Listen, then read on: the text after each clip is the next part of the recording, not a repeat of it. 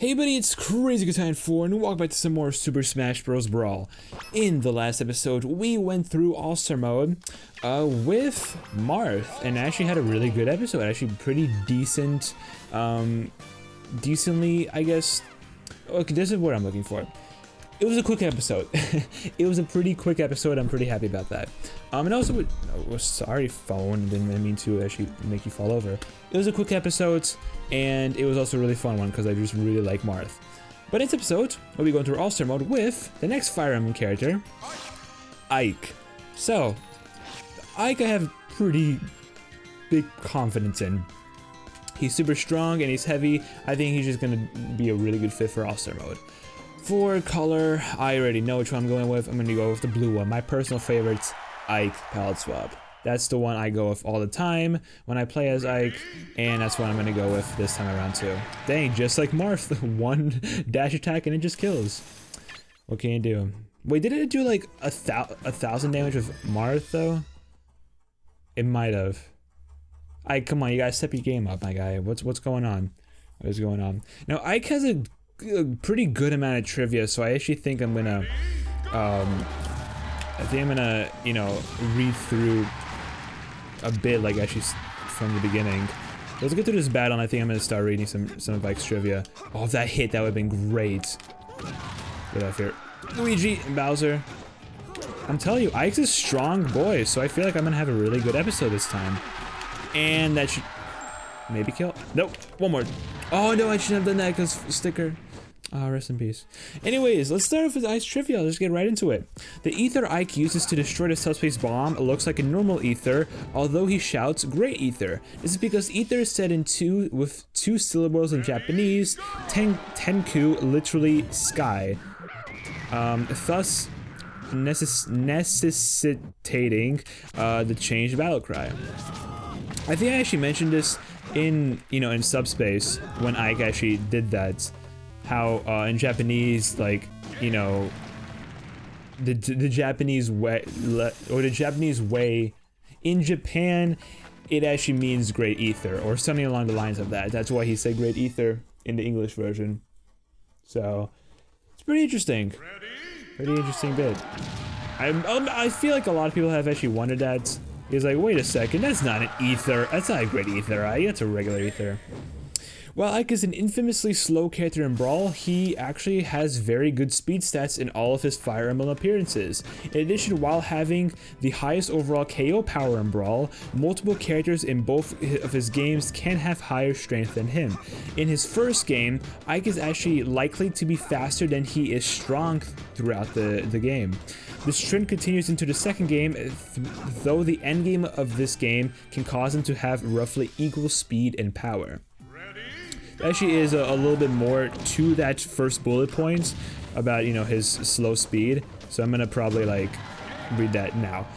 Similarly, the Ragnell is usually a heavy weapon in Brawl that seemingly slows Ike down, and has a weight of 20 versus a weight of 7 for Ike's older preferred weapon, the Regal Sword, in both Path of Radiance and Radiant Dawn. Ike statistically is more likely to be able to wield Ragnell without any problems than he is to be weighed down by it in the Fire Emblem games. So Ike's a strong boy. I mean, like, he could... Ragnell, if I'm not mistaken, is actually supposed to be like a two-handed sword. So like the fact that he can just, like, you know, wield it with one hand is pretty freaking insane. Ike is strong as heck. I guess that's why Ike is just so powerful. I mean, not only is he using a really powerful sword, but he's like using it, and he's like, he doesn't even look like all that buff. Like, he's pretty, you know, he's got some muscle, but like, you know, he ain't like Smash 4 Ike, who is like really bulky. So, you know, the fact that he can just use it, he can just use Ragnall without any problems, is just something that's really cool about him. Let's just kill Toon Link and finally read the last bit. There we go. The last bit of that, you know, original bit. In contrast to Brawl making the young form of Ike one of the more heavier characters in the game, in Path of Radiance, Ike is not a particularly heavy character. For example, Vulcan Bastion, a middle-aged thief and aristocratic magic user respectively, have higher constitution and weight stats than Ike. There we go. I've always known about that. how like Ike is like super slow in Brawl and just in general in the Smash series. More specifically Brawl. In 4 and Ultimate, he definitely gets much faster. But in Brawl, he's always been super slow. But I've known for some time now that like in his actual games, he's like way faster. I know there's a YouTuber I like to watch, Roy. Definitely check him out if you haven't. He would play as Ike in Brawl and he also played like Ike's games, Path of Radiance. Or I think he only played Path of Radiance. I don't know if he did Radiant Dawn, but he played Path of Radiance, and he always mentioned how Ike is like pretty fast in that game, or in the games that he's in, the Fire Emblem games that he's in. So like it doesn't make too much sense why he's so slow in Brawl. I don't know, it's just a little bit of a ramble, I guess, about Ike. It's just weird how a lot of properties about certain characters are different in Smash than, you know, than they would be in like the actual games. No! I can't help but laugh at Snake's Star KO cry. It's so funny. I don't know why I like it so much. Gosh, it's so great. Alright, anyways, next bit. Ike's on-screen appearance is shown as Warp Magic or Warp Powder from the Fire Emblem series. However, neither of the 2 games he appeared in allowed him to use Warp Magic in any capacity. A variety of items that could be used to warp were only ever seen used by opposing armies and characters. That's, yeah, on-screen. Okay, so on-screen appearance, it does mean, you know, when they're like coming out, when they're like starting the match. So that's probably what they were talking about with Lucario, like not coming out of the Pokeball or something. Because I mean, what other instance of Ike is there? Oh gosh, freaking Chimera. What other appearance is there of Ike using the Warp Magic or Warp Powder? Like it's literally only when he's like spawning into battle.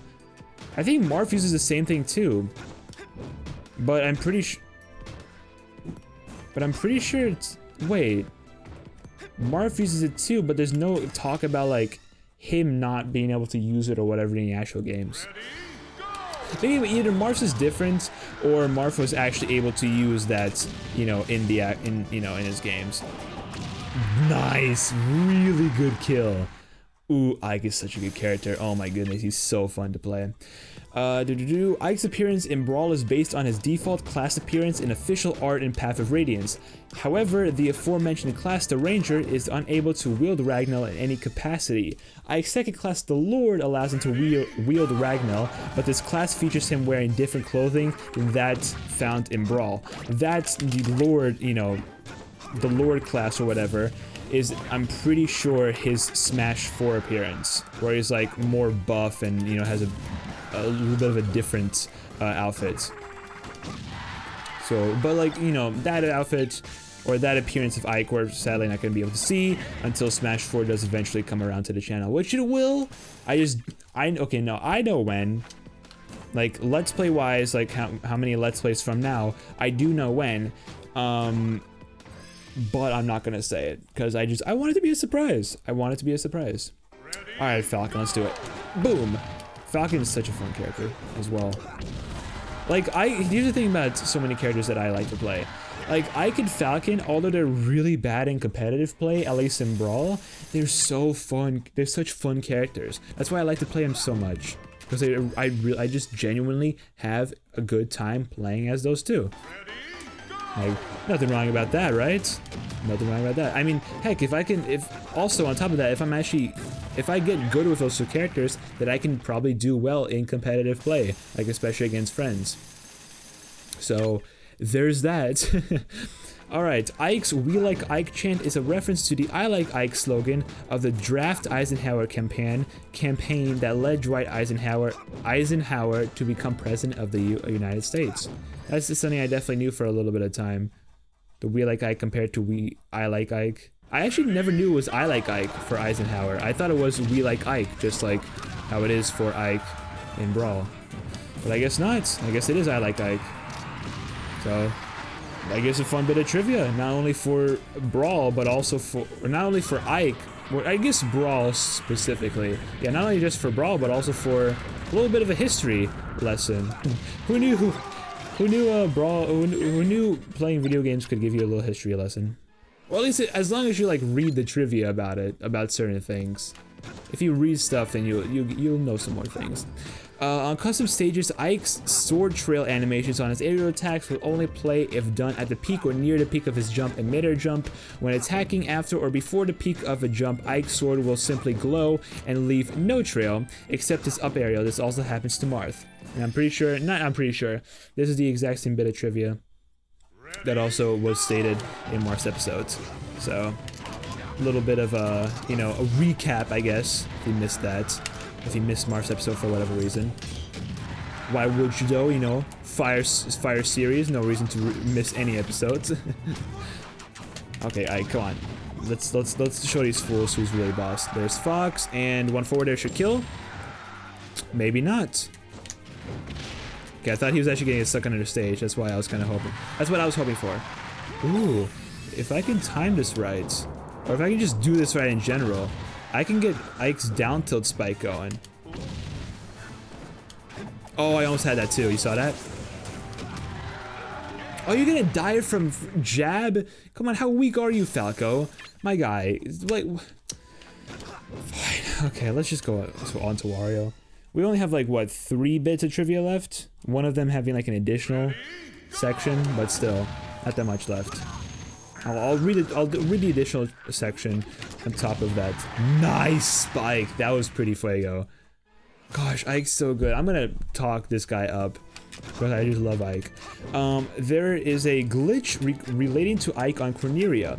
On the far left of the back fin of the Great Fox, he must grab King Dedede. He will rotate infinitely between his aerial and grounded grab animations. It's a really fun glitch. If you haven't tried it out, really do, because it's so funny. Ike is the first playable Fire Emblem character in the Smash Bros. Series to speak English. Additionally, he is the first Fire Emblem character available as a starter character in the Smash Bros. Series, as Marth and Roy were previously unlockable in Melee, and in the transaction to Brawl, Marth remained unlockable while Roy was cut. So yeah, I guess a little bit more on Ike. Him being a little more special than the other two. I feel like if this was an earlier battle, Jigglypuff would have definitely died from that fully charged forward smash that I started off with. 100%. You know, I haven't killed much of Raygun. I don't know if it actually would work on, you know, these enemies though, that's the thing. Come on. Ah, very nice.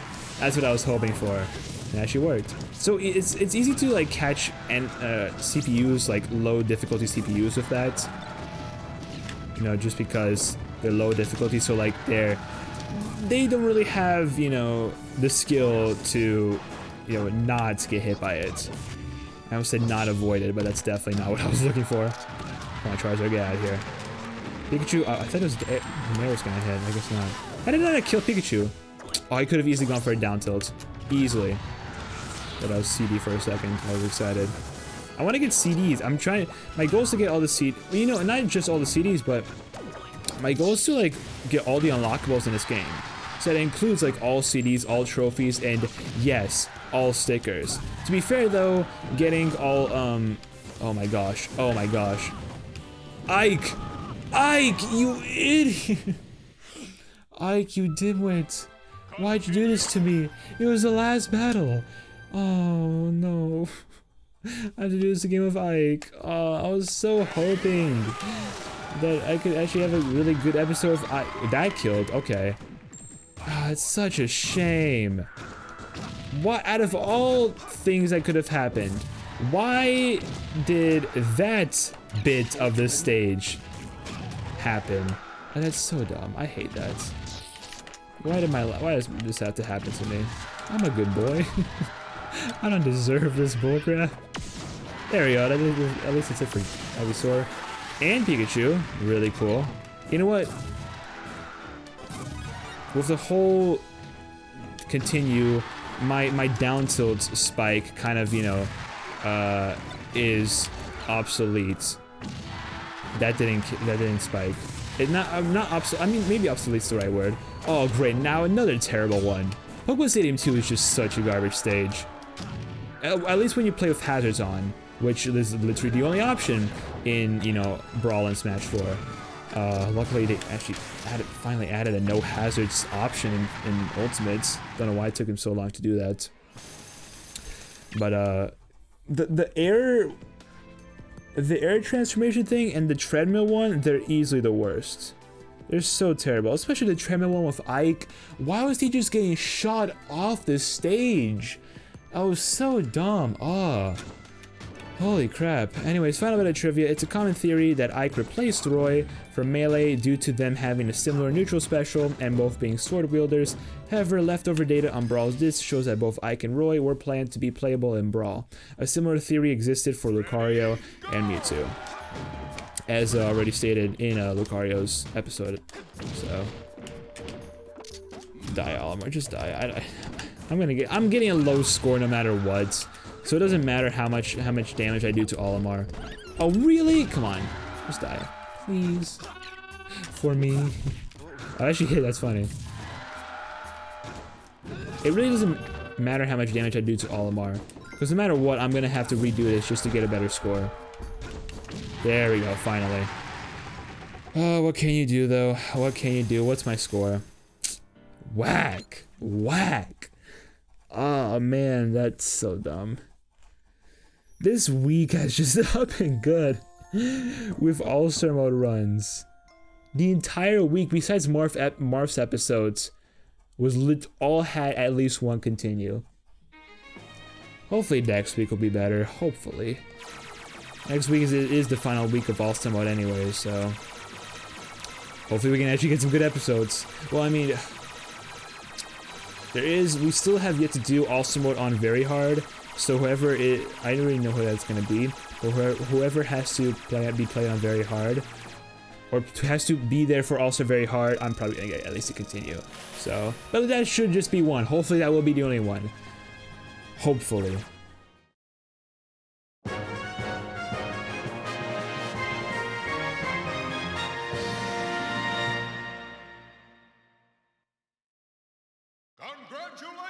Ike and his boy Samurai Guru never knew these guys knew each other, or heck, were even friends. But hey, you know what? Unlikely allies, as they would say. So yeah, with that, that's it for Ike's run. Another whack run just because it wasn't even my fault too. Well, technically it was, but shut up. That dumbass Pokemon Stadium stage, I hate it so much. Why does it have to have that one section? Why? I could have I would have been fine, and I mean fine with the air section, but why the treadmill section? Why does that have to exist? Great Ether. Ike's Final Smash, a powered up version of his signature move Ether.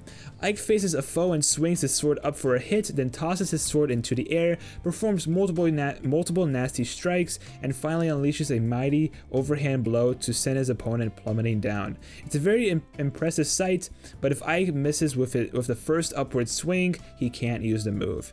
And of course, Super Smash Bros. Brawl for the game. The only game. And I don't even know if like this is probably a Smash original. I don't even think it is a, what's it called?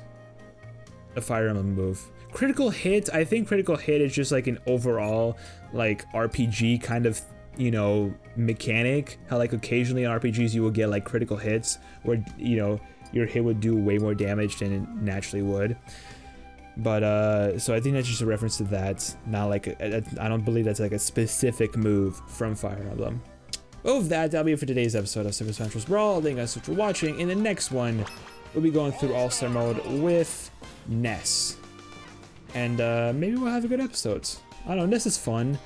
I do kind of enjoy his playstyle. I definitely will say this, I enjoy Lucas quite a bit more.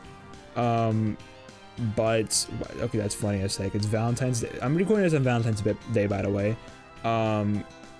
Just so, yeah, to let you guys know. I just got an email from Taco Bell being like, yo, there's still time to make this Valentine's Day perfect. Buy one, get one nacho fries box on Uber Eats through February 14. So, hey, thanks for looking out for me, Taco Bell. I was actually planning on ordering it today anyways. But, it's a single life. What can you do? With that, enough rambling. Ness next time on All-Star Mode. So subscribe, like, comments, all that good stuff. Social media, including Twitch, of course, down below in the description. And I will, of course, see you guys next time. Pop-Tart.